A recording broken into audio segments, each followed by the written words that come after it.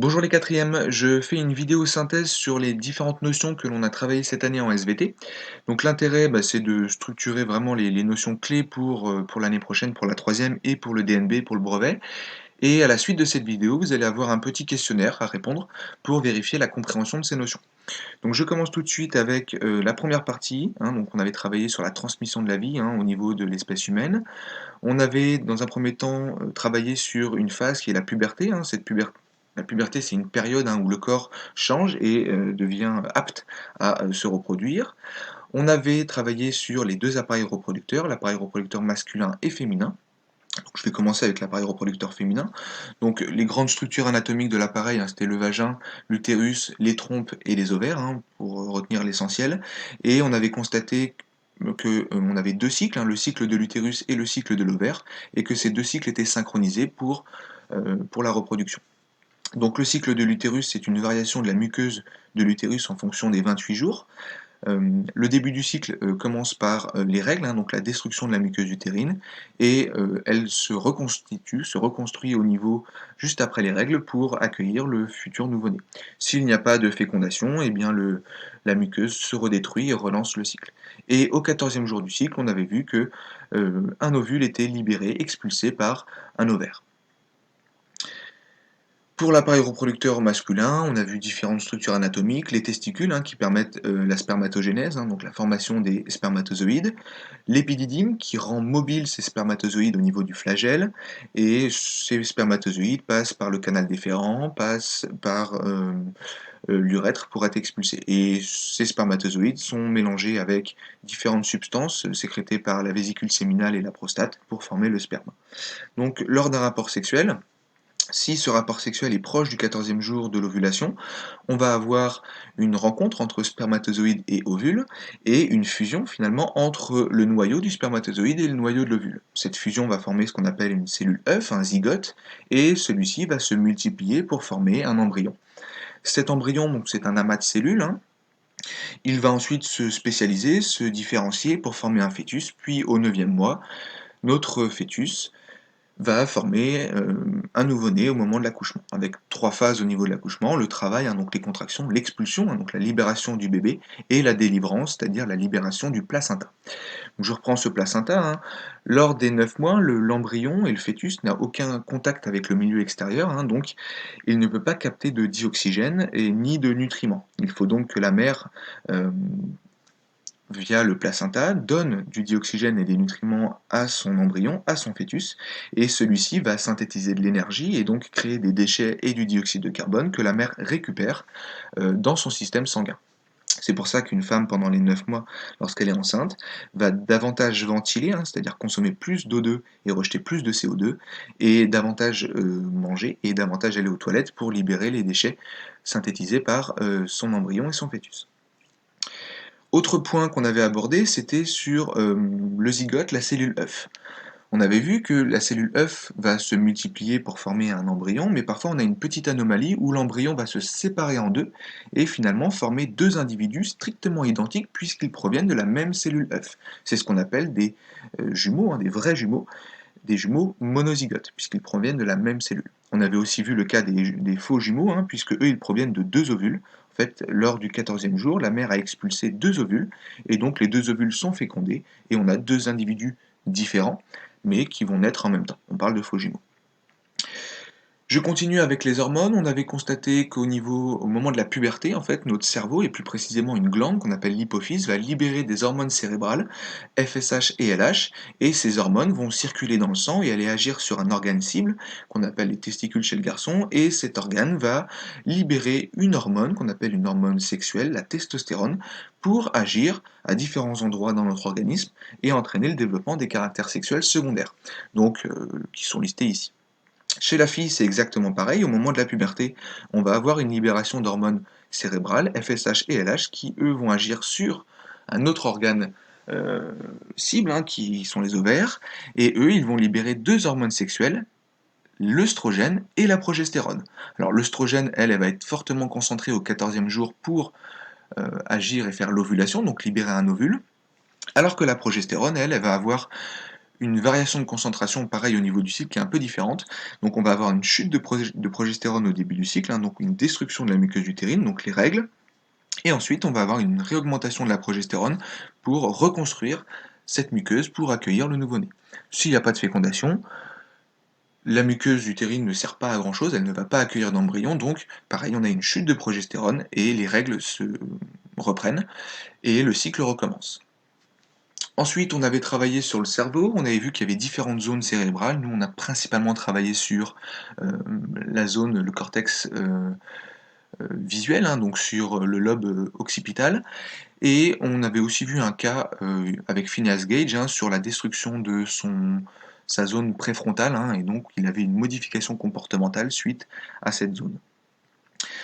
On avait constaté que notre cortex, notre cerveau était composé de neurones et que ces neurones avaient une communication électrique et chimique. Donc lorsqu'un message électrique arrive au bout d'une synapse, hein, d'un axone et au bout d'une synapse ici, il va libérer des neurotransmetteurs et se fixer sur les récepteurs du neurone suivant pour retransmettre un message électrique. Et on avait vu le cas de la nicotine, hein, qui en fait agit comme les neurotransmetteurs et entraîne finalement une synthèse d'autres récepteurs qui entraînent une dépendance à la nicotine. On a bien sûr vu d'autres molécules chimiques, hein, qui avaient une action, une modification de notre système nerveux. Le THC, bien sûr les écrans, hein, qui jouent sur la mélatonine, l'endormissement et donc le manque de sommeil, qui a une action négative sur notre système nerveux. L'alcool, la caféine et bien sûr le son, hein. Si on écoute du son trop fort, on détruit nos cellules ciliées, hein, présentes dans la cochlée, et ces cellules ciliées ne se régénèrent pas. Du coup, on perd de l'audition. Je ne reprends pas tous les cas précisément, hein, vous pourrez les retrouver dans votre cahier. Autre point que l'on a abordé, c'est sur la commande motrice, hein, le mouvement, comment fonctionne le mouvement au niveau de notre cerveau. Eh bien, on a constaté qu'en fait tout se passait au niveau du cortex moteur. Une fois qu'on a une stimulation, donc je reprends les étapes, hein, une fois qu'on a une stimulation visuelle, hein, donc on va avoir au niveau de la rétine une transformation de ce message lumineux en message électrique qui va être transporté par le nerf optique et aller être intégré au niveau du lobe occipital. Et cette intégration va communiquer avec ce centre nerveux ici qui est le cortex moteur. Donc ce cortex moteur qui se situe sur la partie postérieure du lobe frontal va être stimulé et va stimuler une zone, intégrer un message et stimuler un neurone qui va avoir une prolongation au niveau de la moelle épinière. Cette prolongation de neurones, qui est dans la moelle épinière, va ensuite intégrer un neurone moteur qui va générer finalement un message électrique. Ce message électrique va être transporté au niveau du nerf moteur et aller au niveau d'une jonction neuromusculaire et entraîner une contraction du muscle. Donc tout part du cortex moteur, on a un parcours au niveau de la moelle épinière, au niveau stimulation d'un neurone moteur qui lui aussi va stimuler nos muscles et entraîner la contraction des muscles et donc du mouvement. Voilà pour la partie cerveau. On a ensuite quitté la biologie et débuté la géologie. On est parti sur les séismes. Alors je vais aller assez vite sur ces points, hein. Donc le séisme, c'est quoi? C'est une cassure. En fait, on a une contrainte en profondeur qui va entraîner une cassure et donc une libération importante d'énergie qui va entraîner des ondes sismiques et donc des ondes qui vont entraîner des tremblements de terre. Donc la zone cassante où l'énergie est la plus importante en profondeur, c'est ce qu'on appelle le foyer, et la zone la plus importante d'énergie libérée en surface, c'est ce qu'on appelle l'épicentre. C'est là où l'intensité et donc les dégâts est la plus importante. Si je m'éloigne de l'épicentre, on a une intensité plus faible, donc des dégâts plus faibles. On a ensuite parlé de volcanisme, hein. Donc le volcanisme, on a étudié deux types, le volcanisme explosif et le volcanisme effusif. Le volcanisme effusif, hein, est composé de panaches, de fumée, de cendres, de blocs, hein, avec des nuées pyroclastiques qui sont dévastatrices, hein. Donc ce sont les volcans les plus dangereux. Et les volcans effusifs avec des coulées de lave plus fluides, moins dangereux puisque plus lents et prévisibles. On avait vu finalement que ces deux volcans étaient dus à l'état du magma en profondeur. Un magma ici plus épais, plus compact, alors qu'au niveau du volcan effusif, on avait un magma plus fluide, plus fluide. Voilà pour les volcanismes. On a ensuite avancé sur la tectonique des plaques. Donc finalement, l'étude sismique en profondeur permet de dissocier deux zones en profondeur, on va avoir une première zone ici qu'on appelle la lithosphère, hein, qui fait entre 100 et 150 km en fonction des milieux du continent ou de l'océan, hein. On est sur 100 km à peu près de profondeur ici pour la plaque au niveau des océans, et plutôt 150 km au niveau d'une plaque continentale. Et cette plaque continentale, finalement, elle est assez rigide. Et elle repose sur une plaque qui est plus ductile, un petit moins rigide en tout cas, qu'on appelle l'asténosphère.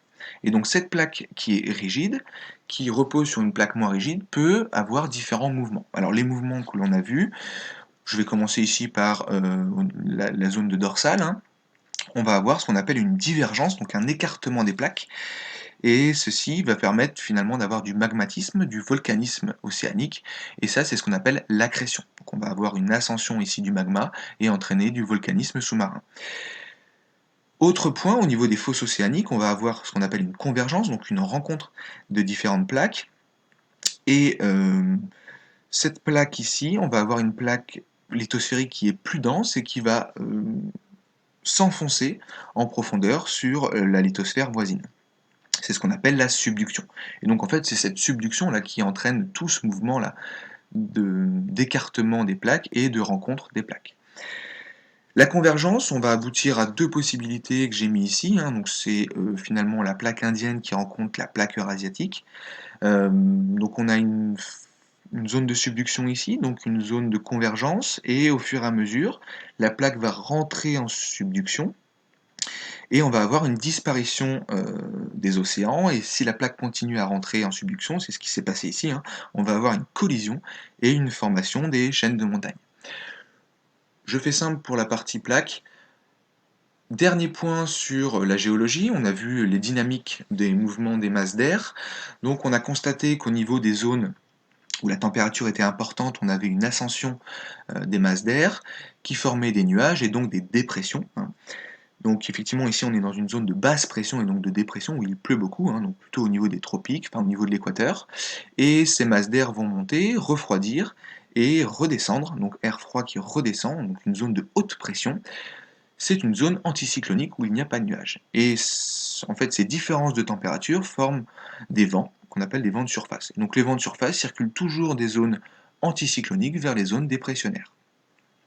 On avait constaté aussi que les différences de température au niveau du globe terrestre étaient dues à la structure sphérique du globe, et qu'au niveau de l'équateur, la quantité énergétique solaire était fortement concentrée, donc il faisait très chaud, alors qu'au niveau des pôles, la quantité énergétique solaire est diffuse, hein, et donc du coup l'énergie solaire, étant donné qu'elle s'étale, il fait moins chaud. Et ça, en fait, ça explique la circulation atmosphérique. Au niveau de l'équateur, il fait très chaud, hein, donc je suis dans une zone de basse pression, dans une zone de dépression, et donc les masses d'air vont avoir tendance à monter et former des nuages, donc c'est pour ça qu'il pleut beaucoup au niveau de l'équateur, et former une première cellule ici, où je vais avoir une zone anticyclonique, et donc c'est pour ça qu'au niveau des déserts, hein, à 30 degrés nord, il pleut jamais en fait, il n'y a jamais de nuages. Au niveau des pôles, pareil, hein, c'est ce que je disais tout à l'heure, il fait très froid, donc en fait il n'y a jamais d'ascendance de masse d'air, donc seulement une chute, donc on est dans une zone anticyclonique de haute pression, donc il n'y a jamais de nuages, et dans notre zone à nous, hein, proche de 50 degrés, on va avoir une rencontre de vents de surface qui vont entraîner une élévation des masses, les masses d'air, et entraîner finalement des dépressions. Donc nous, on est globalement à 46 degrés nord, hein, pour la France, on est globalement dans une zone de dépression. Et ça explique pourquoi en Angleterre il pleut tout le temps, enfin, il pleut très souvent, c'est dû à la formation finalement de ces cellules, hein, de convection, dues aux différences de température.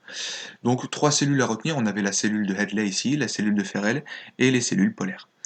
Donc il y a d'autres notions que j'ai pas abordées, hein, sur la force de Coriolis due à la rotation de la Terre, mais on réabordera ces notions plus tard. Donc voilà, j'ai fait une synthèse rapide de toutes les notions abordées en quatrième, on a vu beaucoup de choses. À vous de jouer maintenant pour le questionnaire. Bon courage et à bientôt.